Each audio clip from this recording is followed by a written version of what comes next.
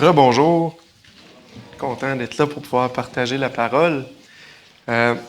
Pour les hommes qui sont allés à la conférence des hommes l'automne passé, ça va être un rappel pour vous.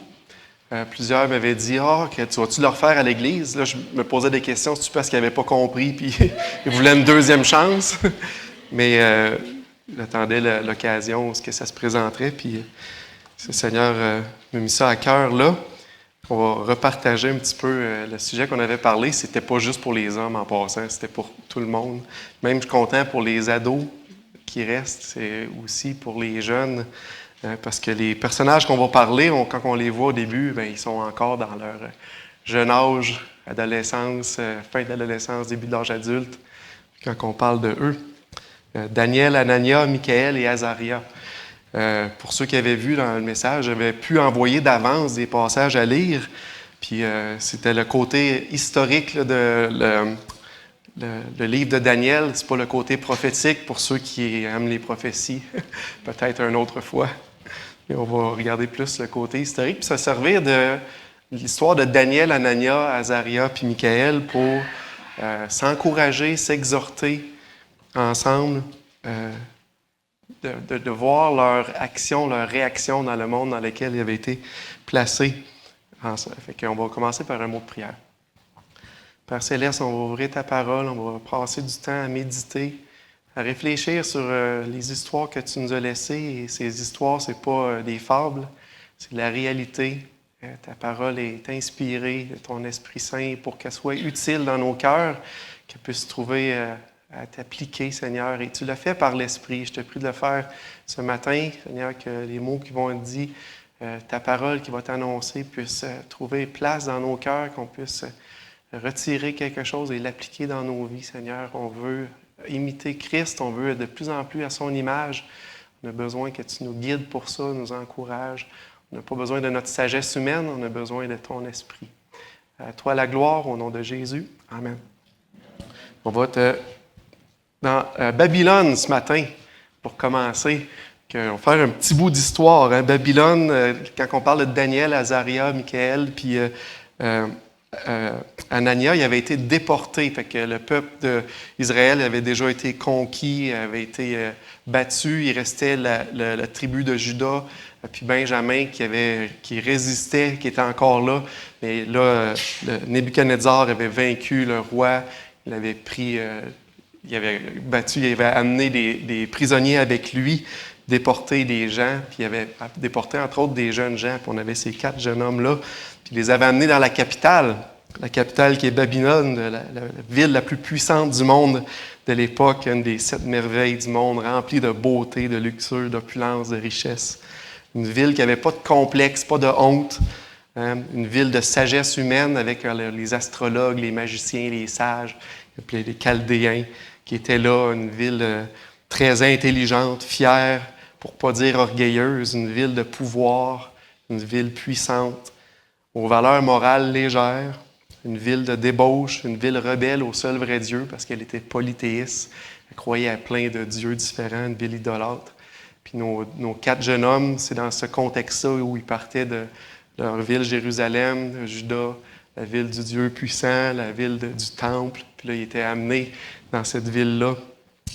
Puis cette ville-là, elle avait toute une histoire. La première fois qu'on voit Babylone, en fait, dans la Bible, c'est dans Genèse 11, puis elle porte un autre nom. Ça porte le nom de Babel. Les commentateurs disent que c'est la même place géographique. Babel, la tour de Babel, où les gens se sont rassemblés ensemble. Dans Genèse 11.4, ça dit, Dieu avait dit après le déluge de se disperser, mais eux, ils ont fait le contraire. Il y a eu des hommes puissants qui sont arrivés en place, qui ont décidé d'établir leur façon de faire, leur gouvernement humain, leur rite religieux, leurs croyances. Puis ils ont dit, rassemblons-nous, faisons-nous une tour, bâtissons-nous une ville, une tour dont le sommet touche le ciel. Faisons-nous un nom afin que nous ne soyons pas dispersés sur la face de la terre. Fait qu'on voit déjà, avec Babel, la déclaration d'indépendance envers Dieu. L'homme s'est monté son système, sa puissance, ses croyances, puis il était lui-même au centre de tout ça, de son adoration. Puis on mettait Dieu de côté. Bâtissons-nous une ville qui touche le ciel. On voyait l'orgueil humain là le gouvernement qui s'établissait. Puis on voit ça dès le début dans Genèse 11. On voit Babylone ou Babel. Après ça, on voit nos amis déportés là, Daniel, Anania, Azaria. Puis on revoit Babylone à la fin, dans l'Apocalypse. On peut tourner ensemble Apocalypse 17. Cette même ville qui est une ville là-dedans, qui est une métaphore, qui est une image, et qui est un petit peu de tout, mais Apocalypse 17, on revoit cette ville qui est anti-Dieu, anti-Christ. Qu'est-ce qu'il a voulu enseigner? Versets 4 et 5. Cette femme était vêtue de pourpre et d'écarlate, parée d'or, de pierres précieuses et de perles. Elle tenait dans sa main une coupe d'or remplie d'abominations et des impuretés de sa prostitution. Sur son nom était écrit un nom, un mystère. Babylone la grande, la mère des prostituées et des abominations de la terre. La grande prostituée, un système organisé autour de l'homme, des rois de la terre, des puissants, un système de richesse, de commerce, un système obsédé par le pouvoir, un système de haine contre Dieu, avec ses noms de blasphème, un système anti-Dieu, anti-Jésus, anti-vérité. C'est ça, Babylone. Babylone qui va se livrer à la débauche, qui enivre les habitants de la terre, qui enivre, qui est une prostituée qui fait son travail, qui séduit puis qui attire à elle, parée de ses vêtements somptueux d'or, de pierres précieuses. Elle a dans sa main une coupe d'or, mais à l'intérieur de sa coupe d'or, là, c'est des abominations, c'est de l'impureté. Et Babylone ne fait pas juste séduire. Si on continue à lire, verset 6, je vis cette femme ivre du sang des saints, du sang des témoins de Jésus, et en la voyant, je fus saisi d'un grand étonnement. Babylone persécute ceux qui ne veulent pas suivre son système, ceux qui veulent ignorer son message, son autorité. Elle est ivre du sang des saints, de ceux qui ont le témoignage de Jésus, ils la persécutent. C'est ce qu'on peut voir.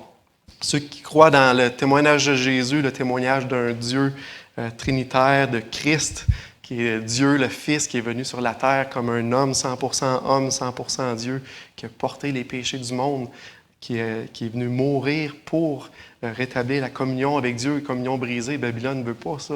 Elle se montre son système, son Dieu, puis elle va vouloir nuire à ça, puis elle va nuire ou elle va persécuter ceux qui vont mettre leur confiance dans Christ, dans le pardon, dans le salut offert, la vie éternelle en Jésus. On peut voir un petit peu cette Babylone-là au travers de la Bible. Ça, c'était au Babylone. Mais Babylone, c'est une métaphore pour aujourd'hui également. On voit beaucoup de similitudes entre Babylone, la ville, qui veut être indépendante face à Dieu, qui veut établir ses règles, ou ce que c'est son orgueil, puis ces choses qui passent. Puis notre société, on grandit aujourd'hui au Canada, au Québec. Je ne veux pas dire que le Québec, c'est Babylone. Prenez-moi pas trop littéral, mais je pense qu'on est capable de tirer beaucoup de leçons pour ça, puis de trouver au travers de notre société beaucoup d'idéologies puis de valeurs qui ressemblent beaucoup plus à Babylone, qui ressemblent à ce que Dieu nous enseigne dans la parole. Puis les raisons pour lesquelles je veux qu'on regarde ces parallèles-là, c'est pas juste pour qu'on fasse un exercice intellectuel, c'est pour qu'on puisse être allumé sur les dangers réels qu'on a de vivre dans cette Babylone-là métaphorique, où ce que notre société nous dirige, puis qu'on puisse se préparer à la place à être des bons témoins, de prendre des bonnes décisions, de rester inébranlable malgré le fait qu'on se retrouve dans cette société-là déchue qui rejette Dieu. C'est l'idée en arrière de ça. On va regarder plusieurs parallèles qu'on peut voir entre Babylone et aujourd'hui, mais gardez ça comme idée. L'idée qu'on a en tête, c'est comment est-ce qu'on se prépare, comment est-ce qu'on peut être comme un Daniel, Anania, Azaria, Michaël, dans ce monde-là qui vont rejeter Dieu. Première caractéristique qu'on veut voir aujourd'hui, puis qu'on peut comparer la Babylone du temps de Daniel, c'est Babylone est orgueilleuse. Babylone, puis ceux qui embrassent son agenda sont fiers, sont orgueilleux. Ils recherchent l'approbation, la confirmation de leur personne sans tenir compte de Dieu. Puis on voit plusieurs exemples de ça dans l'histoire. On va tourner dans Daniel. Le reste du temps, on va être pas mal dans Daniel.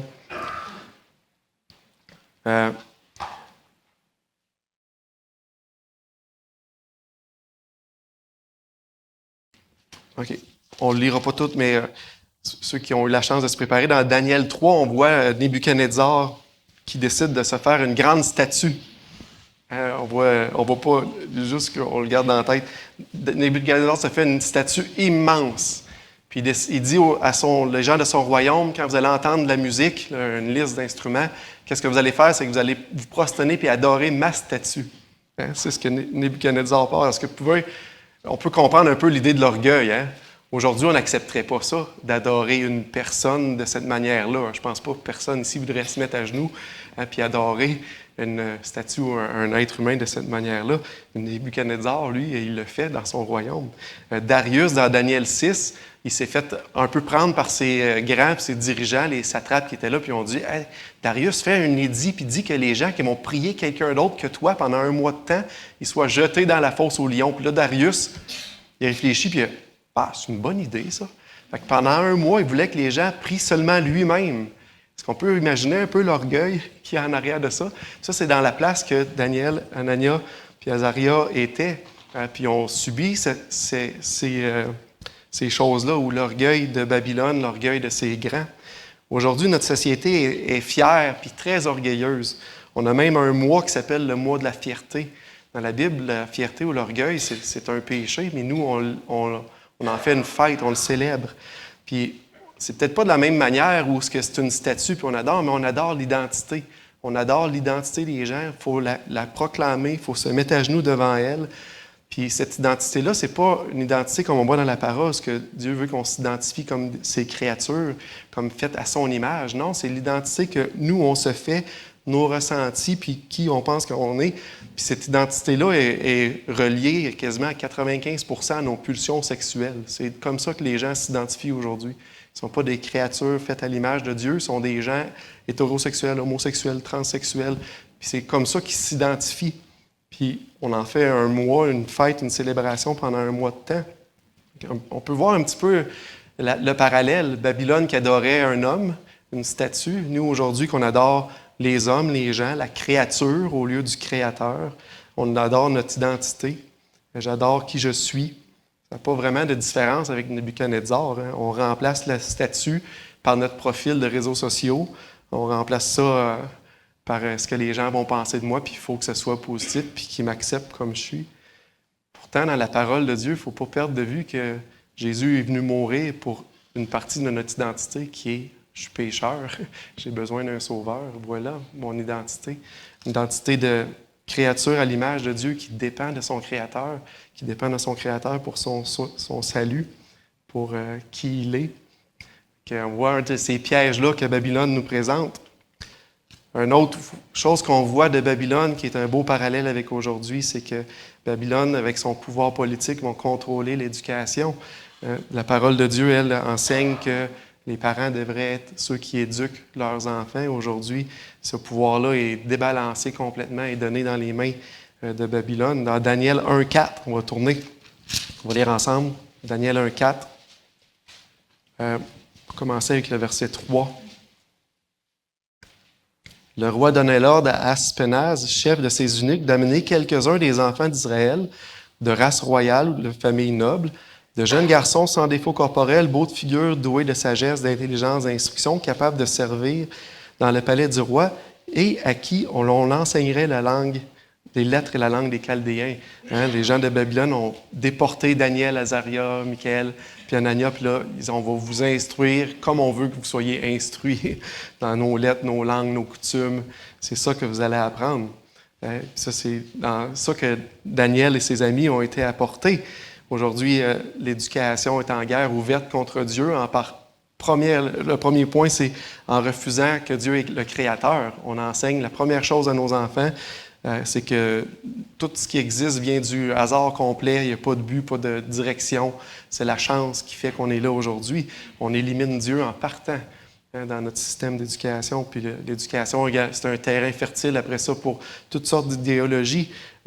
Entre autres, c'est un terrain fertile par rapport à la promotion de la sexualité, qui est une définition complètement contraire à ce que la Bible enseigne. La sexualité à l'école, il enseigne ça très tôt, puis c'est à découvrir, à expérimenter, peu importe la forme, pourvu que ce soit dans le respect de l'autre, mais au lieu d'une sexualité à l'intérieur du mariage comme un don de Dieu. Fait qu'on voit comment est-ce que l'éducation pousse ça, ou le relativisme de notre genre, on n'est pas un homme ou une femme, on est ce qu'on décide qu'on va être, selon notre ressenti, puis pas notre réalité physique, où on va redéfinir des thèmes. Ça, c'est une des façons que se sont pris à Nebuchadnezzar et le groupe ont rebaptisé les personnes. Daniel, qui voulait dire « Dieu est mon juge », a été remplacé par Belchazzar. Bel protège le roi. Michael, qui signifie « qui est comme Dieu », c'est remplacé par Méshach, qui est comme Akou, c'est un des dieux là-bas. Anania, qui voulait dire « l'Éternel est bienveillant », c'est remplacé par Shadrach, commandant d'Akou, un dieu païen. Azaria, qui signifie « l'Éternel est mon soutien », c'est remplacé par Abednego, serviteur de Nebo, qui est un autre dieu païen. Ils redéfinissent les termes, les mots. Aujourd'hui, notre système d'éducation redéfinit la vérité. La vérité, il n'y a pas d'absolu. Ça ne peut pas vraiment exister. La seule vérité absolue qui existe, c'est ma vérité. Ça, c'est absolu, puis vous devez affirmer ma vérité. Sinon, il n'y a pas de vérité absolue. Vous voyez un petit peu, la parole de Dieu a dit que la parole est la vérité. Ce n'est pas ma vérité, c'est ce que Dieu enseigne qui est la vérité. Si on voit ça, on redéfinit le vocabulaire du mariage. Dans la Bible, le mariage, c'est une union permanente entre un homme et une femme. Aujourd'hui, le mariage, c'est une union qui peut se dissoudre quand ça ne fait plus nos affaires, puis qui est entre deux personnes. Puis là, on parle de plus en plus de polyamour. Ça ne m'étonnerait pas un jour qu'on ait des unions à 3 ou à 4 ou à comme on veut. Ça s'en vient vers là. La vie qui est sacrée pour Dieu, c'est Dieu qui est l'auteur de la vie, qui donne la vie. Jésus est la vie. Puis aujourd'hui, la vie, c'est plus sacré de la même manière parce qu'on est des animaux évolués. Si je ne sers plus à rien, j'ai plus de valeur, je ne vaux pas plus qu'une poule qui, elle, pond des œufs. C'est pour ça qu'on pose des choses comme l'avortement, ou même si on redéfinit ça, on appelle ça interruption de grossesse volontaire, ou l'euthanasie, ou le suicide assisté, on va appeler ça l'aide médicale à mourir, parce que la vie, elle n'a pas de valeur. Elle n'a pas la même valeur. On a redéfini la définition de la vie. Fait que vous voyez un petit peu dans le monde dans lequel on se trouve, ce que Dieu a mis en place puis a défini, c'est redéfini par les hommes qui veulent s'affranchir de Dieu. Puis ils pensent que leur opinion va arriver à des meilleurs résultats que ce que Dieu donne. C'est le monde dans lequel on se trouve, c'est le monde dans lequel Daniel, Anania, Azaria ont été plongés. Le pouvoir politique puis le contrôle législatif, là, on parle des lois. Je vais passer vite ce point-là. Ça, c'est le langage fort de « crions notre indépendance envers Dieu ». Quand c'est rendu qu'on met nos propres lois comme société, puis là, tu as des lois comme la décriminalisation de l'homosexualité en 1969. Après ça, tu as la légalisation de l'avortement en 1988. Puis là, on va voir que ça va débouler, là, les lois qui vont être contre Dieu. Introduction du mariage homosexuel. On va redéfinir le mariage. Légalisation du cannabis, 2018. Légalisation de l'aide médicale à mourir, 2021. La loi antithérapie de conversion. Maintenant, tu veux parler quelqu'un des principes bibliques par rapport à la sexualité, ou même, on pourrait aller plus loin au salut, l'état de pécheur, puis qu'il y a besoin de se repentir. Il y a une loi qui peut être mise en place, puis on peut souffrir à cause de ça. Il y a une loi au Québec qui est sur l'intérêt supérieur des enfants, qui est un peu, ça semble bien, mais ce que ça veut dire, c'est que le gouvernement décide c'est quoi l'intérêt supérieur des enfants, ce n'est plus les parents qui décident ça.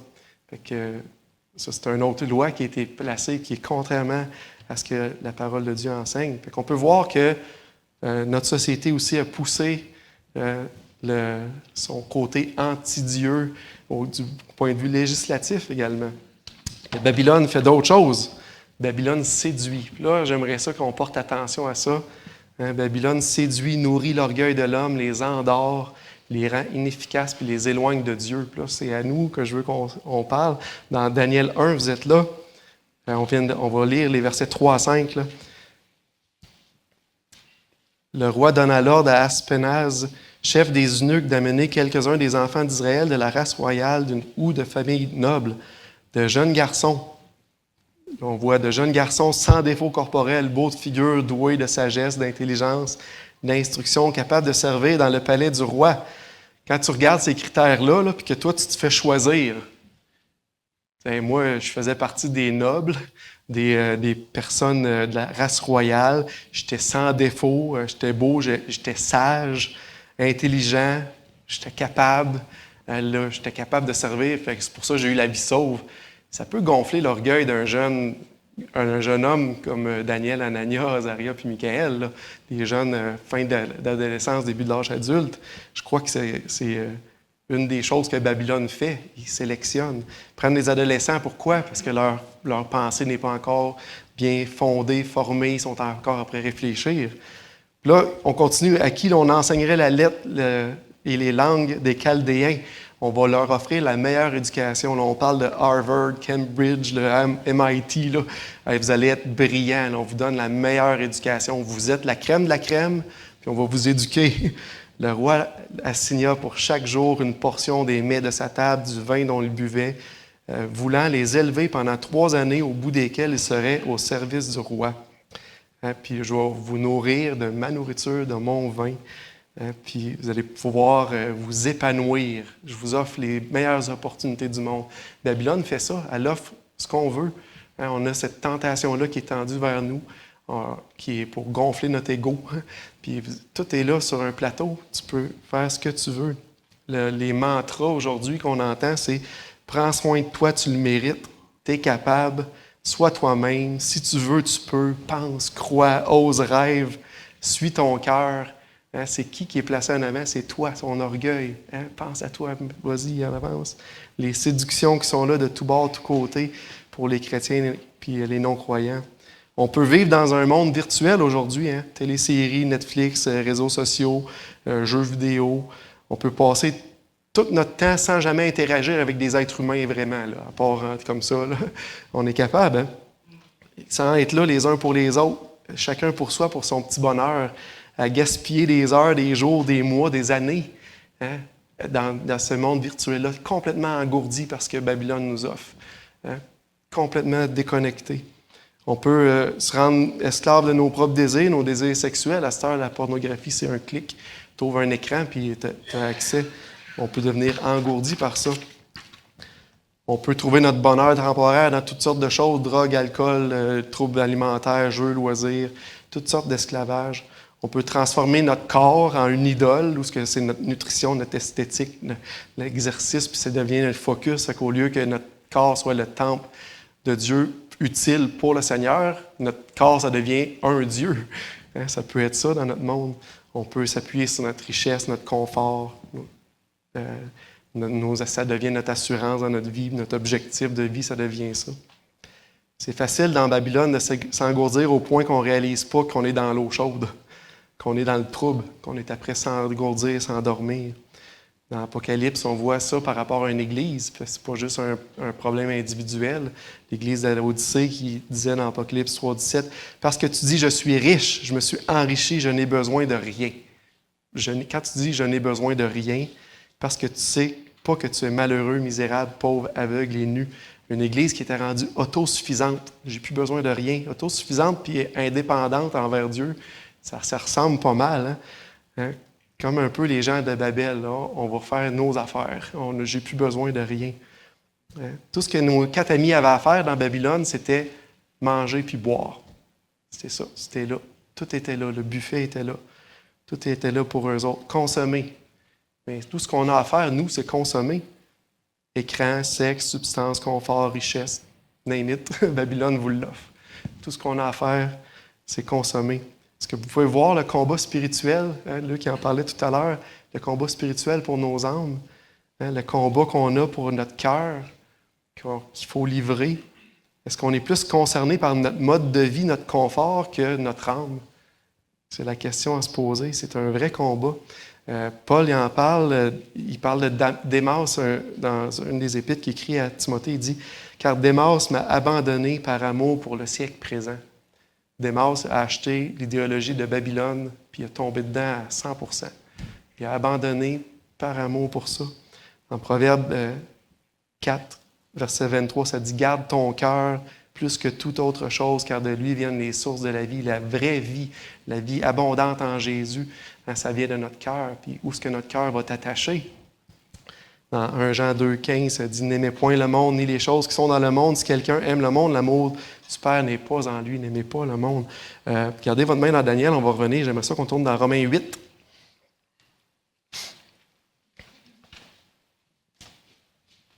Romains 8.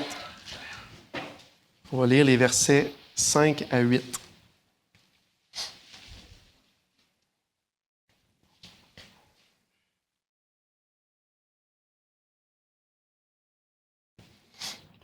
Romains 8, 5 à 8. Ceux, en effet, qui vivent selon la chair s'affectionnent aux choses de la chair, tandis que ceux qui vivent selon l'esprit s'affectionnent aux choses de l'esprit. Et l'affection de la chair, c'est la mort, tandis que l'affection de l'esprit, c'est la vie et la paix. Car l'affection de la chair est inimitié, ennemie, est ennemie contre Dieu parce qu'elle ne se soumet pas à la loi de Dieu et qu'elle ne le peut même pas. Or, ceux qui vivent selon la chair ne sauraient plaire à Dieu. Si on achète l'idéologie de Babylone, qu'on se laisse tenter par notre chair puis qu'on embarque là-dedans, on ne peut pas plaire à Dieu. C'est la voie de la mort. Il ne faut pas perdre ça de vue. Babylone ne fait pas seulement que séduire, Babylone aussi persécute. On l'a vu tout à l'heure dans l'Apocalypse. La dernière similitude qu'on regarde, puis après ça, on va tomber dans une partie plus pratique puis appliquée. La dernière similitude, c'est que dans Babylone et la société québécoise, c'est que ceux qui ne veulent pas embarquer dans l'idéologie, ben, ils ne sont pas tolérés dans le système. Hein. Lorsque Daniel il a dit au chef des eunuques qu'il ne voulait pas manger, on retourne dans Daniel, ceux qui avaient gardé leur main, dans Daniel 1, il ne voulait pas manger des mets du roi. Il dit, fais-moi pas manger ça, je ne veux pas en manger des mets du roi puis boire son vin. Mais il y avait des conséquences. Hein? Tu ne veux pas embarquer dans l'idéologie puis ce qui a été ordonné, mais il y a des conséquences. Le verset 10, la conséquence était pour le chef des eunuques. Le chef des eunuques dit à Daniel, « Je crains mon Seigneur, le roi, qui a fixé ce que vous devez manger et boire, car pourquoi verrait-il votre visage plus abattu que celui des jeunes gens de votre âge? Vous exposeriez ma tête auprès du roi. » La conséquence n'était même pas pour Daniel directement, sûrement indirectement, mais même pour ceux qui voudraient les accepter, qui voudraient accepter Daniel comme le chef là, des eunuques. Il mettait sa vie en danger pour accepter quelqu'un qui ne croit pas comme l'idéologie. Fait que quand on dit que c'est pas toléré large.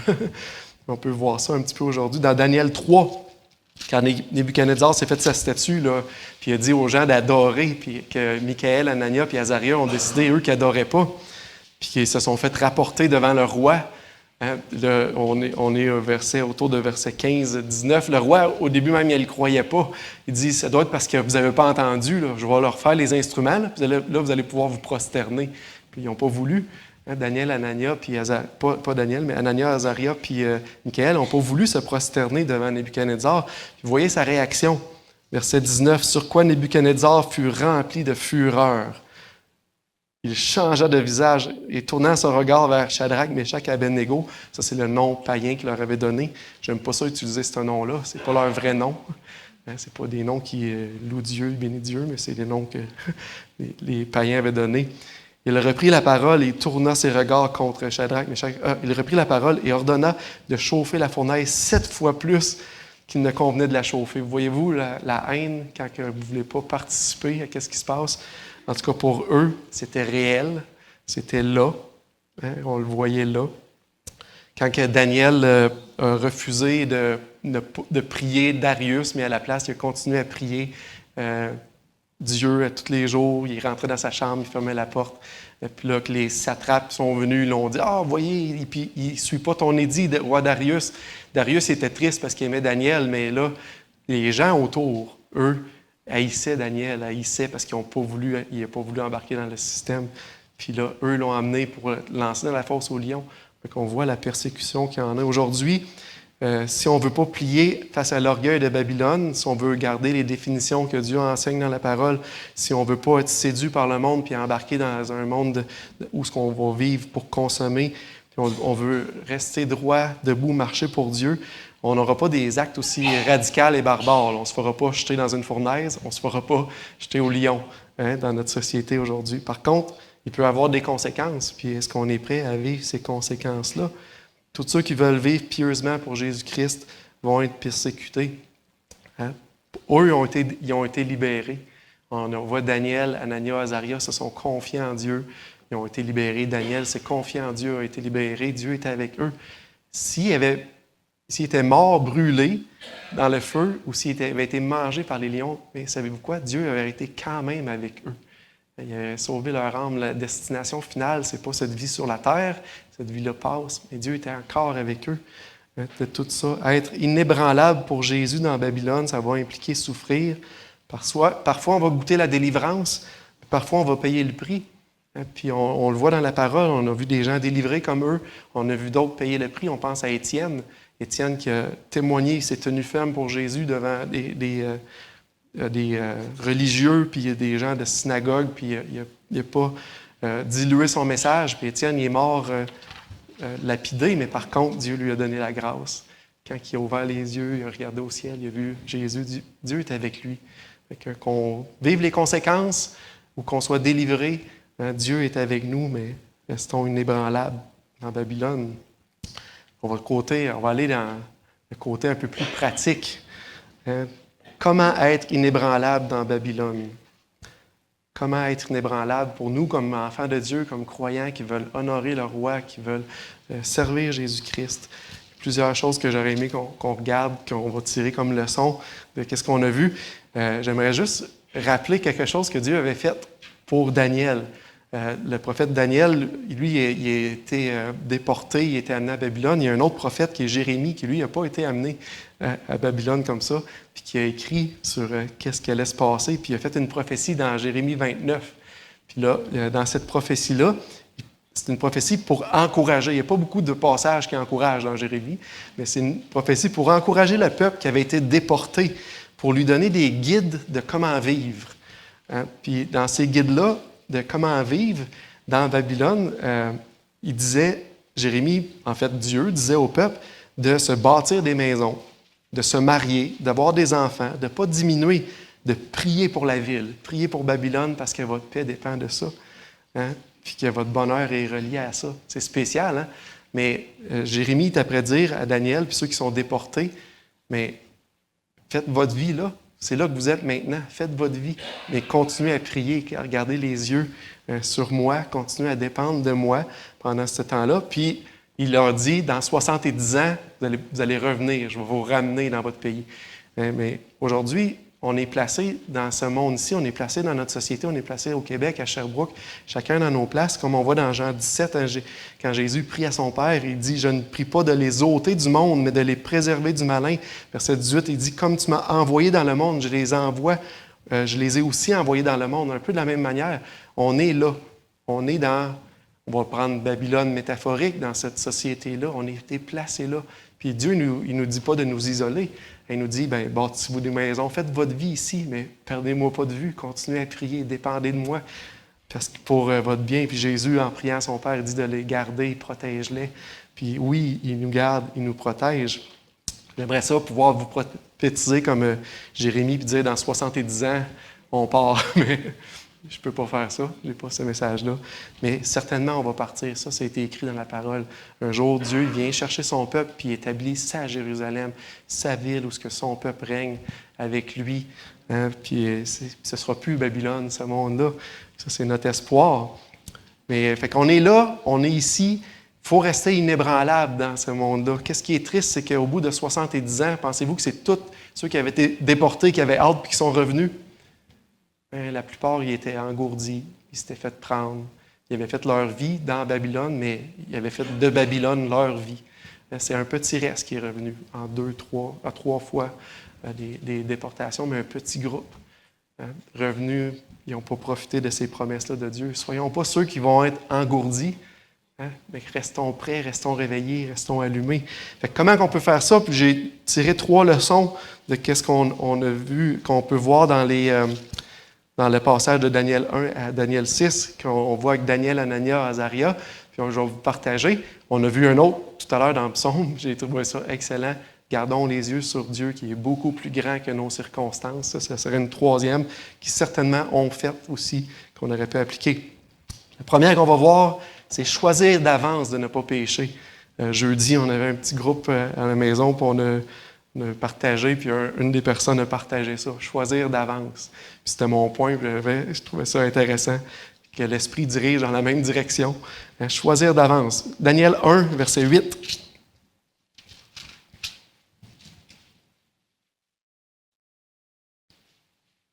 Daniel 1, 8.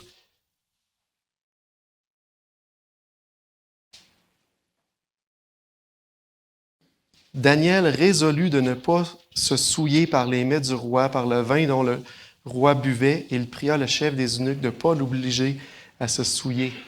Le côté résolu, c'est il avait décidé. Il avait mis ses pieds, il avait dit, moi je ne traverse pas cette ligne-là, moi je ne mange pas ces mets-là, je ne bois pas ce vin-là. Il a demandé au chef des eunuques, il avait fait ça d'avance. C'est hyper important d'être résolu, de décider dans son cœur de ne pas pécher d'avance, de ne pas faire de compromis. Pourquoi est-ce que c'est important? Parce que dans le feu de l'action, là, notre nature pécheresse va nous diriger vers notre chair. Et si on a décidé d'avance de ne pas pécher, mais là, on va avoir un garde, on va avoir notre raison qui va nous garder. Fait que même si je ne conseille pas de vivre avec en se faisant trop d'idées dans la tête. Tu sais, des fois, on se fait des peurs, là, puis on se montre des scénarios. Là. Je ne veux pas vous conseiller de vous faire des scénarios qui ne sont pas réels, mais on peut se faire des scénarios hypothétiques qui peuvent être réels pour déjà se préparer à faire des choses d'avance, à prendre des bonnes décisions. Je ne veux pas que vous tombiez dans l'anxiété, là, avec des scénarios qui ne se peuvent pas, mais oui, il y a des choses, par contre, qu'on est capable de dire, ouais, ça c'est très probable que ça m'arrive un jour dans ma vie ou un bon moment donné. Je vais vous donner un exemple que j'ai vécu quand je suis arrivé au cégep. J'avais grandi ici à l'église, j'ai été enseigné à l'école du dimanche, puis tout ça. Là, je suis arrivé au cégep, puis là, au cégep, mon cours, c'était en écologie appliquée, puis la première chose qu'ils ont fait, c'est voulu éliminer le créateur de ça. Hein? Non, on vient des animaux, on a évolué, on était une petite bactérie, puis avec le temps, on est devenu un être humain. Puis ça, c'est qu'est-ce qui était enseigné. Puis les gens qui me parlaient de ça, ils sont très crédibles. Là. C'est des profs d'université avec des doctorats. Puis là, j'écoutais ça, puis là, j'ai tombé dans une passe avec beaucoup de doutes dans ma vie. Puis là, merci Seigneur, Dieu a équipé Pasteur Roy à l'époque. Il m'a passé de ressources, il m'a parlé, il m'a montré des choses. Puis là, j'ai pu voir ma confiance complète dans la parole. J'ai fait mes études ensuite, puis j'avais une ligne que je ne franchissais plus. Hein, j'avais plus de doute concernant Dieu qui est le Créateur. Puis quand je suis arrivé à l'université, puis j'ai pu continuer, mais là, j'étais vocal. Quand quelqu'un disait qu'on venait d'une bactérie ou chose, non, j'expliquais mon point de vue. Là, puis j'aurais pu franchir cette ligne-là de dire aux gens ce qu'ils veulent entendre juste pour être accepté, pour passer incognito. Mais j'ai pas été persécuté vraiment. Des fois, j'ai été moqué puis ri, là, mais la plupart des gens, ça ne les dérangeait pas. C'est correct si tu crois ça. Mais juste pour dire, c'est un des exemples qu'on peut vivre dans notre vie où on a une conviction puis là, on ne traversera pas cette ligne-là. On va garder cette conviction-là. Donner des exemples terre à terre, ça peut être... je vais faire venir un contracteur chez nous, je vais au garage, puis il m'offre je peux te faire ça, pas de facture. Elle dit, moi, je vais suivre les lois du Québec, puis fais-moi ma facture. Mais ça, il faut que tu l'aies décidé d'avance, parce que c'est facile de dire, OK, c'est beau, je viens de sauver les taxes. Mais il faut que tu décides d'avance. Ou, je suis célibataire, puis j'aimerais ça rencontrer quelqu'un, mais il faut que tu décides d'avance. Je vais rencontrer quelqu'un qui aime le Seigneur, qui est complet avec Dieu, qui ne sera pas dépendant de moi, puis pour mes fréquentations ou qui je vais fréquenter plus tard. Ça, c'est des passages, des principes qu'on voit, puis qu'on décide d'avance, avant qu'on soit devant là, puis je veux vraiment quelqu'un, puis là, je vais faire du compromis.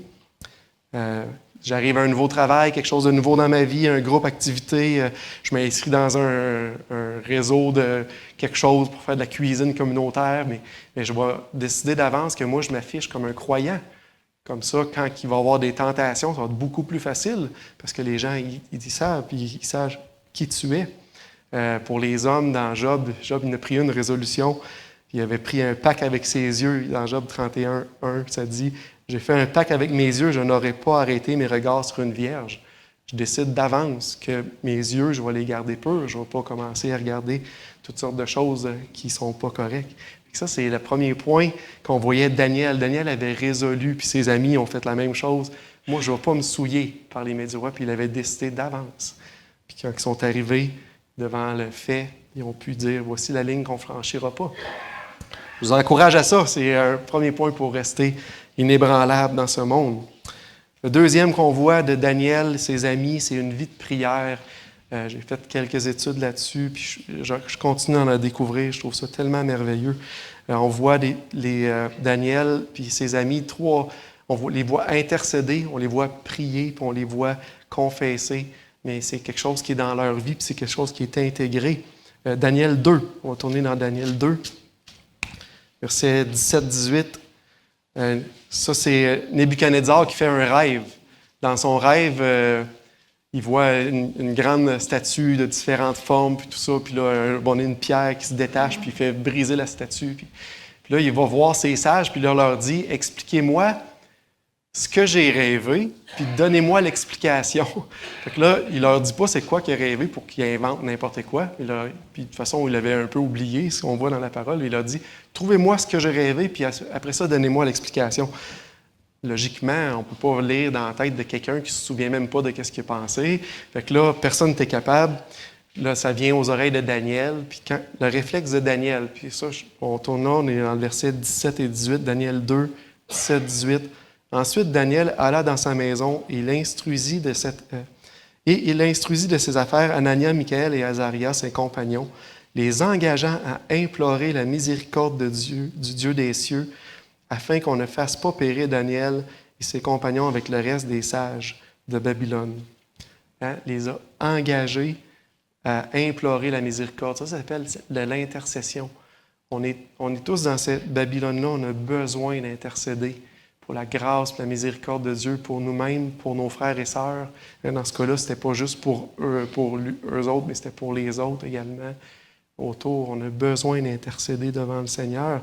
Ça plaît à Dieu de voir ses enfants lui demander le secours, lui demander de l'aide, de reconnaître notre incapacité, notre insuffisance par nous-mêmes, qui serait très orgueilleux de dépendre de Dieu. Dans Daniel 6, là, on voit, ce coup-là, c'est l'édit de Darius, où Darius, il dit, « Vous n'allez pas prier d'autres personnes que moi pendant 1 mois de temps. » Puis, quand Daniel voit ça, Daniel 6, on tourne là, verset 10. Le réflexe de Daniel.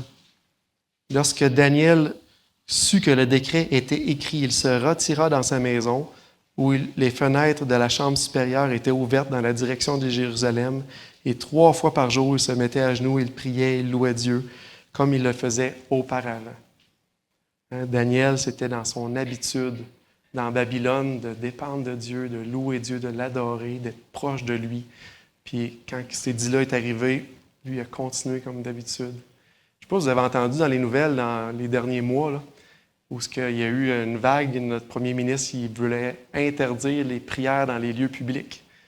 Il faisait ça surtout pour les musulmans qui entraient dans les rues puis qui se mettaient à genoux puis ils n'aimaient pas ça, voir ça. Mais s'il interdit les prières dans les lieux publics, il interdit toute forme de prière. Ça se peut-tu que ça va un jour ressembler à ça au Québec? Je ne sais pas. Je ne sais pas. Mais le peuple de Dieu ne va pas arrêter de prier. Le peuple de Dieu va être encore à genoux, va encore louer, adorer, puis va prier le Seigneur. Parce que c'est ce qu'on fait dans Babylone. On reste attaché à Dieu. C'est lui notre plus grand bien. On réalise ça. Là, on va dans Daniel 9. J'ai dit que je ne toucherai pas le côté prophétie, mais on tombe un petit peu plus là. Ça, c'est Daniel qui lit les prophéties de Jérémie, puis il réalise que Dieu a promis qu'après 70 ans, que le peuple pourrait revenir. Le réflexe de Daniel face à ça. Daniel 9, verset 3. Je tournais ma face vers le Seigneur Dieu afin de recourir à la prière et aux supplications en jeûnant et en priant le sac et la cendre. Je priais l'Éternel mon Dieu et je lui fis cette confession. Seigneur, grand Dieu, Dieu grand et redoutable, toi qui gardes ton alliance et qui fais miséricorde à ceux qui t'aiment et qui observent tes commandements, nous avons péché, nous avons commis l'iniquité, nous avons été méchants et rebelles, nous nous sommes détournés de tes commandements et de tes ordonnances. Puis là, il confesse les péchés de son peuple, mais il s'approche d'un Dieu miséricordieux, un Dieu bon, un Dieu qui aime, qui confesse. Mais les enfants de Dieu dans Babylone, on va chuter, on va tomber, on s'approche de Dieu, on confesse, on rétablit cette communion-là avec le Seigneur. On ne se prive pas de notre relation avec Dieu. Donc, une des clés pour être inébranlable dans Babylone, intercéder, prier, confesser, se tenir proche de Dieu. Puis la façon la plus proche et intime, c'est dans cette prière, dans la partie de communion avec la prière, avec la parole. Ça, c'est ce qu'on peut voir de leçons qu'on peut avoir pour nous aider dans notre marche ici-bas. Le dernier point, c'est ce qu'on regarde ensemble. Une vie pour une audience de une personne. Chose que je remarque quand je lisais l'histoire de Daniel, Anania, Azaria, Michaël, c'est qu'ils n'ont pas essayé de manigancer les circonstances en leur faveur. Ils n'ont pas fait comme, OK, ils veulent nous offrir des mets à manger, on va les manger, on va boire, mais mec, qu'on soit accepté dans la cour du roi et qu'on soit rendu assez haut, là, on dira, on ne veut plus le faire.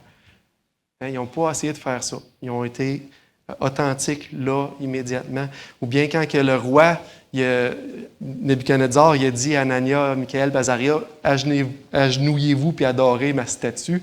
Ils n'ont pas dit, on va le faire, mais on va se croiser les doigts. Puis Dieu, il voit mon cœur, puis il sait que je ne le fais pas vraiment. Non, ils n'ont pas fait ça. Ils n'ont pas fait ce compromis-là. Puis des fois, on pourrait dire ça, nous autres aussi. Mais Dieu, il voit mon cœur, là, il sait que je l'aime.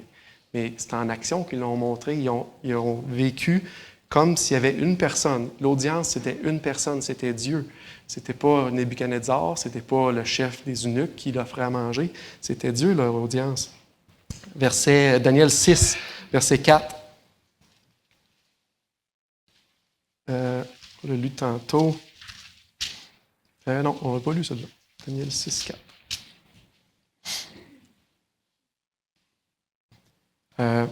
Même affaire avec Daniel, quand Daniel il a été investigué, les gens ils essayaient de l'attraper parce que le roi Darius voulait le mettre en charge de tout le royaume. Puis là, les autres étaient jaloux puis ils n'aimaient pas Daniel parce que Daniel n'embarquait pas dans le système de Babylone.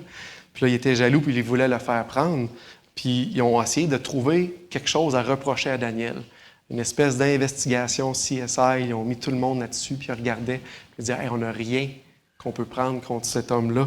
Daniel 6.4. Alors les chefs et les satrapes cherchèrent une occasion d'accuser Daniel en ce qui concerne les affaires du royaume, mais ils ne purent pas trouver aucune occasion ni aucune chose à reprendre parce qu'il était fidèle et qu'on n'apercevait chez lui ni faute ni rien de mauvais.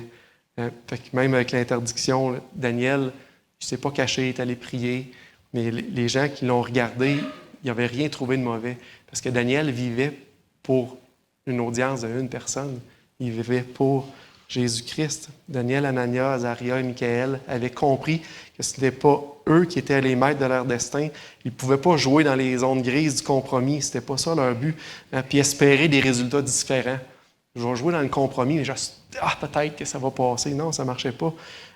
Pour essayer d'éviter, ils n'ont pas essayé d'éviter la persécution, essayer de gérer leur futur à leur manière. Même s'ils perdaient des opportunités, ça ne les dérangeait pas. Eux, la bonne chose à faire, c'était résister au péché. Ils avaient laissé les conséquences à Dieu. Eux, ils avançaient par la foi dans les mains de Dieu, puis qui s'occuperait de eux. Ils vivaient pour une audience de une personne. C'est tellement important pour nous autres dans nos vies, peu importe par où est-ce qu'on va passer, on vit pour Jésus. On prend nos décisions pour Jésus, pas pour les autres, parce que les autres vont penser. Surtout pas pour ce que le monde puis Babylone, ses idées vont penser. Notre cité est céleste. C'est la Jérusalem céleste. On vit pour le roi. On vit pour Christ. Fait que, gardez ça en tête. Comme Daniel, Anania et Azaria, ils ont vécu pour Dieu, pour Jésus. Leur décision était là pour lui. C'est les 3 points. On a le 4e qu'on a eu dans la partie introduction. J'aimerais finir avec un encouragement. Daniel 11. Ceux qui se sont rendus là, qui ont aimé ça, lire Daniel, puis ont décidé de tout le lire. Daniel 11. Là, prenez-moi pas littéral, c'est un petit peu hors contexte. C'est comme une application que je fais dans ça, parce que là, c'est dans un contexte prophétique, les dernières paroles qui sont là. Mais je pense qu'il y a une partie qu'on peut s'appliquer à nous également. Daniel 11, dans le milieu du verset 32. « Mais ceux du peuple qui connaîtront leur Dieu agiront avec fermeté. » Aujourd'hui, comme Luc a dit tantôt, si vous connaissez Dieu, puis vous le connaissez, c'est que vous approfondissez votre connaissance avec Dieu. Vous allez agir avec fermeté. Hein? Et les plus sages parmi eux donneront instruction à la multitude. Vous allez même ouvrir la bouche puis témoigner de ce que Dieu est puis qui Dieu est. Chapitre 12, verset 3. « Ceux qui auront été intelligents brilleront comme la splendeur du ciel.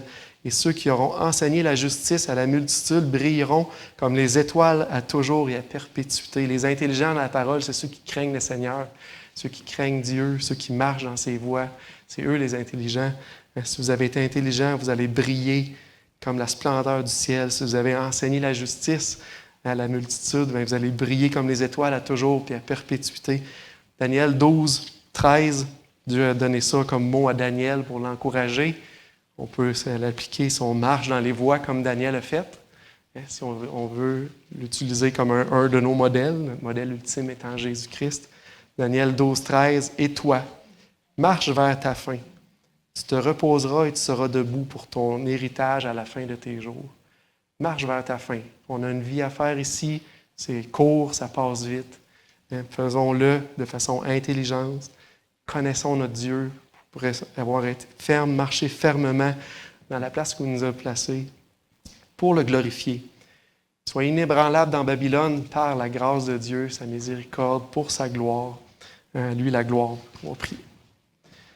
Père Céleste, merci pour ta parole. Merci pour cet exemple-là que tu nous as laissé de Daniel, Anania, Azaria, Michaël, qui ont été inébranlables, Seigneur, dans ce monde-là qui était devant eux, ce monde plein de tentations, Seigneur, de convoitise, Seigneur Dieu, ou de séduction, ou ce qui voulait être engourdi, n'ont pas accepté, Seigneur, ce message, et on a payé le prix, Seigneur Dieu, ont été persécutés, mais ils ont resté debout pour toi. Ils avaient résolu, Seigneur, de te suivre. Ils dépendaient de toi, Seigneur, et c'est ce qu'on veut de nous. Nos vies également, Seigneur. Garde chacun des frères et sœurs, qu'on puisse être des encouragements, être des phares qui brillent, Seigneur, fermement ta justice, ta sainteté, Seigneur. Et c'est Christ qu'on veut proclamer, Seigneur Dieu, dans nos vies. Merci pour ce temps béni en toi et que ton esprit puisse appliquer ces mots dans nos vies à ta gloire. Au nom de Jésus, amen.